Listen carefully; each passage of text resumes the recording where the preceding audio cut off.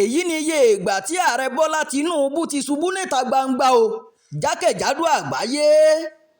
bó tilẹ̀ jẹ́ pé èyí kò dùn mọ́ ẹnikẹ́ni láti ròyìn, ṣùgbọ́n eégún tó bá ti jáde kúrò ní a kì í wò ó.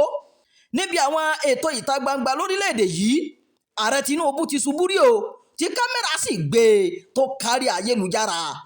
àkọ́kọ́ irú ìṣẹ̀lẹ̀ bẹ́ẹ̀ ni èyí tó wáyé nípínlẹ̀ Kaduna lóṣù kẹta ọdún 2021 lásìkò tó ń sẹ́nà láti di ààrẹ orílẹ̀‐èdè Nàìjíríà nígbà náà.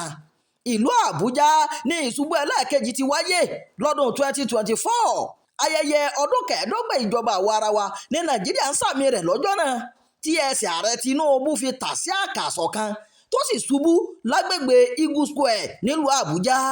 ààrẹ fi ọ̀rọ̀ náà dápàrà lẹ́yìn ọ̀rẹyìn. ó ní ọmọ bíbí ilẹ̀ Yorùbá lòun, òun dọ̀bálẹ̀ bíi ìkíni abínibíni. ìṣubú ẹlẹ́ẹ̀kẹta sì ni ti Tọ́kì tó ń jà ràìnràìn nílẹ̀ lọ́wọ́, tó wáyé lọ́jọ́ 27 oṣù kínní ọdún 2026 yìí. ìròyìn ẹjọ́ ẹ̀jọ́ fún ti àkókò yìí kò ní jù báyìí lọ.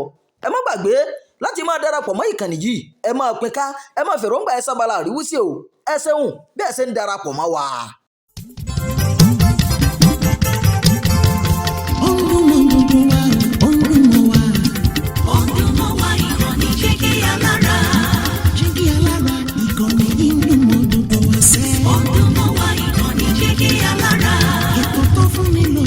ètò tó wà ní lọ́yẹ̀ wà ń bẹ̀. ọdún mọ́ wá ìkànnì Jígí Alára. ìròyìn lóríṣiríṣi tàbí mọ́ bó ṣe ń lọ láwùjọ. ọdún mọ́ wá ìkànnì Jígí Alára. ìkànnì Jígí Alára. Jígí Alára. Jígí Alára.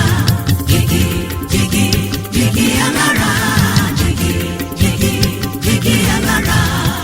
ìkànnì Jígí Alára 24 bàbá gbogbo.